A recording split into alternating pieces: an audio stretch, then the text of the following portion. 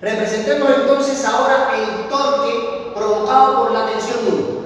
Se traza el radiovector, se coloca la mano derecha con los 4 dedos en el sentido desde el centro hasta el punto de aplicación de la fuerza, se rotan los 4 dedos hasta encontrar la tensión y nótese cómo el dedo pulgar queda hacia afuera del plano de la pizarra. Para representar el torque usamos como convenio un puntico dentro de un círculo y entonces el torque provocado por la tensión 1. Habiendo ya representado los torques, estamos en condiciones de obtener la ecuación para la polea, que como es un cuerpo que rota, entonces sumatoria de todos los torques que actúan sobre la polea es igual a la aceleración angular por el momento de inercia. En realidad podemos invertir el orden, ¿no? Momento de inercia a la aceleración angular, para que se parezca más a la ecuación de la dinámica de la traslación.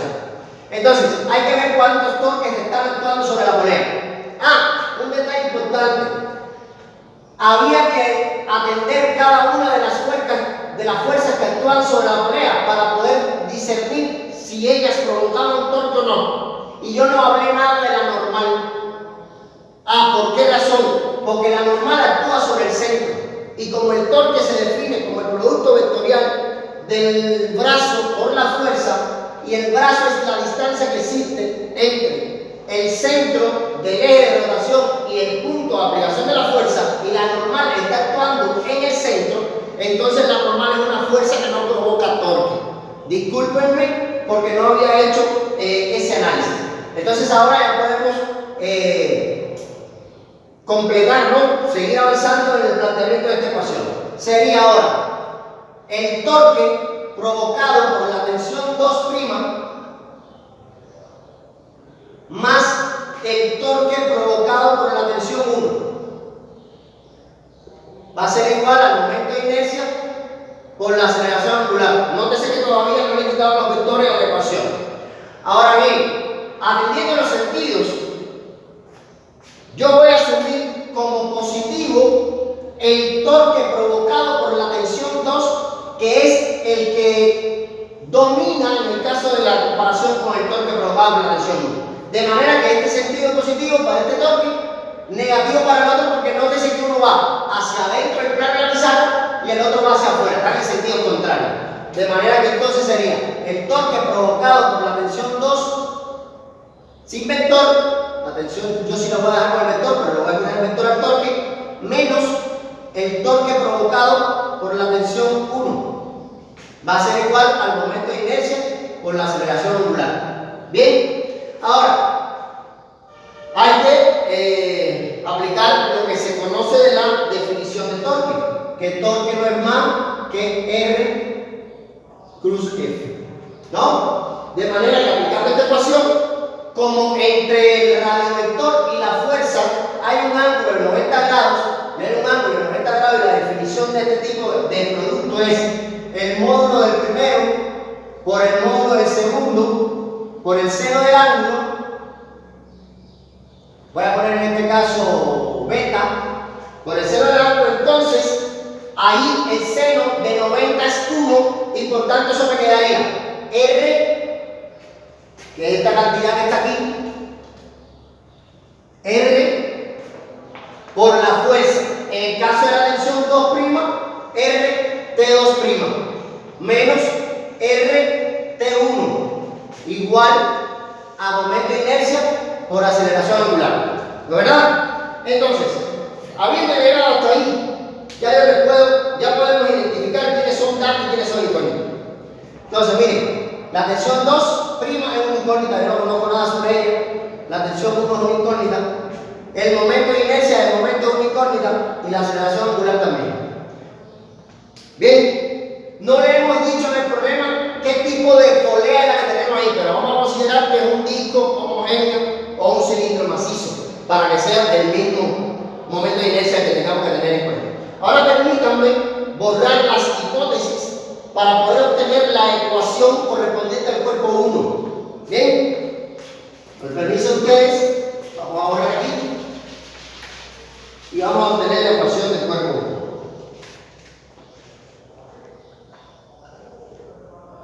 Como el cuerpo 1 se traslada, es la aplicación de la segunda ley de Newton para la traslación. ¿No? Sumatoria de todas las fuerzas que actúan sobre el cuerpo es igual a la masa por la aceleración que experimenta el cuerpo 1. ¿Cuáles son las fuerzas que actúan sobre el cuerpo 1?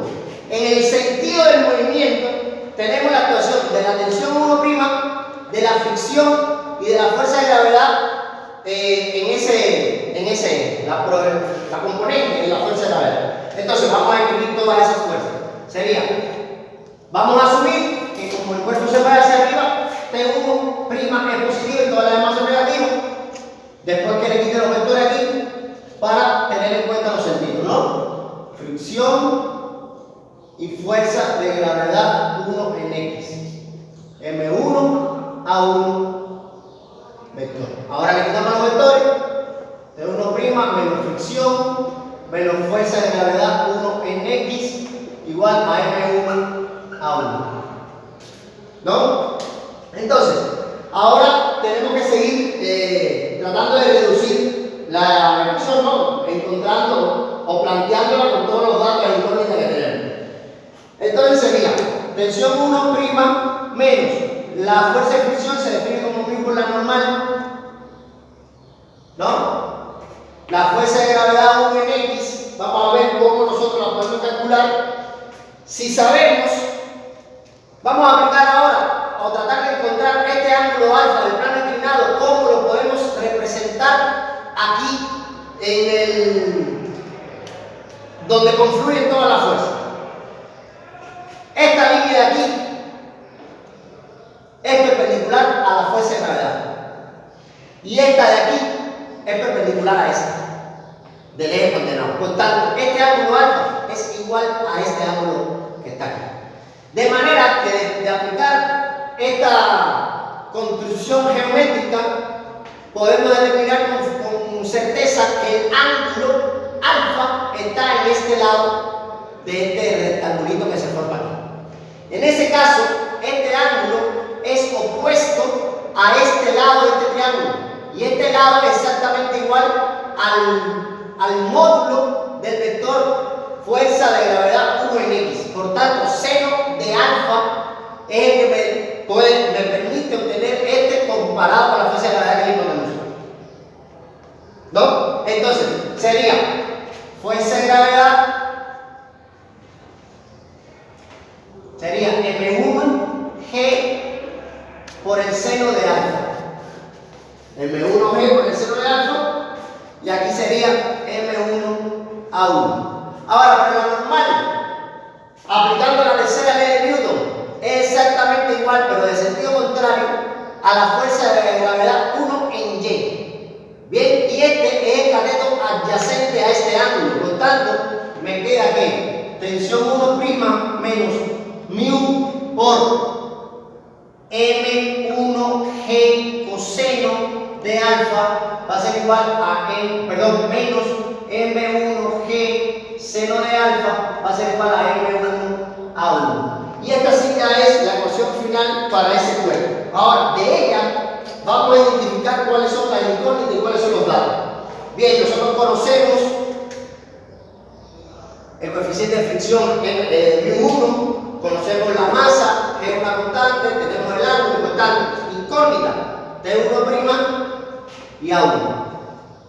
Entonces, ahora es que analizamos la cantidad de ecuaciones con la cantidad de incógnitas.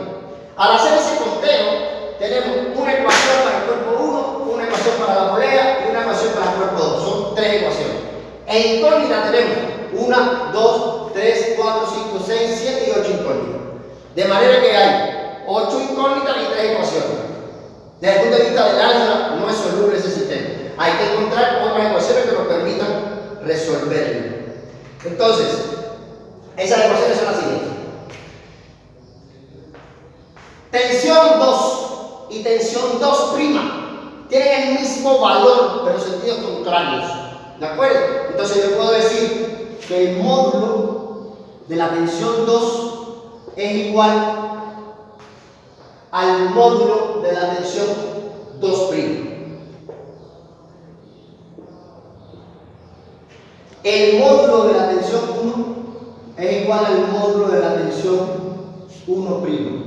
Y esto implica que donde quiera que estén estas tensiones, yo puedo poner tensión 2 en un caso y tensión 1 en otro. Bien, ahora, otra incógnita, el momento de inercia.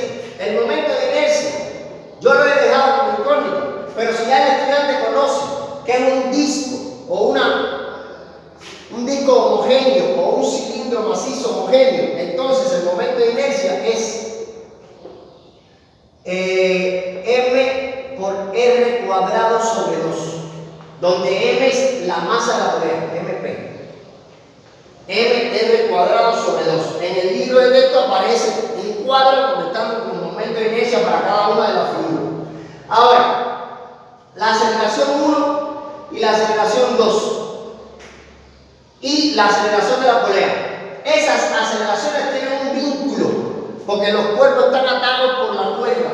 Entonces, lo mismo puedo decir que la aceleración de la polea es A1 sobre R y a su vez A2 sobre R, porque ambos cuerpos están sujetos de la polea a la misma distancia. ¿De acuerdo? Entonces, ya yo puedo decir aquí que tengo todas las ecuaciones, porque aquí tengo 1, 2, 3, 4 y 5 ecuaciones que me permiten resolver el sistema. Ahora, cuando ya yo tengo todas esas ecuaciones, en lugar de la aceleración angular, yo puedo colocar aquí aceleración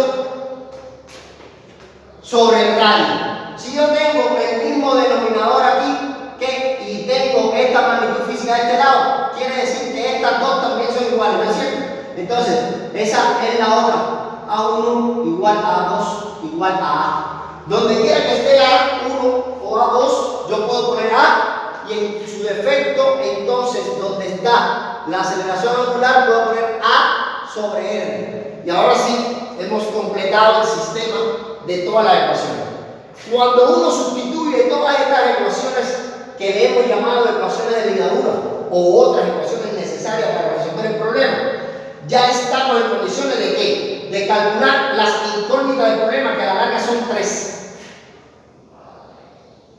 Aceleración, tensión 1 y tensión 2. Porque sustituimos la aceleración angular aquí por A sobre R, y entonces a la larga las 3 incógnitas del problema serían esa: aceleración del sistema y las tensiones de las cuerdas. Evidentemente no hemos puesto ningún valor numérico, porque esto es un ejemplo general para que sirva para todos los casos particulares que puedan existir. Yo pienso que cuando ya ustedes sustituyan y busquen el valor numérico de los resultados, es que se puede hacer una interpretación física más completa de los resultados obtenidos. Hasta aquí el ejemplo que le queríamos mostrar. Espero que les sirva para la realización de los problemas, por supuesto. Muchas gracias.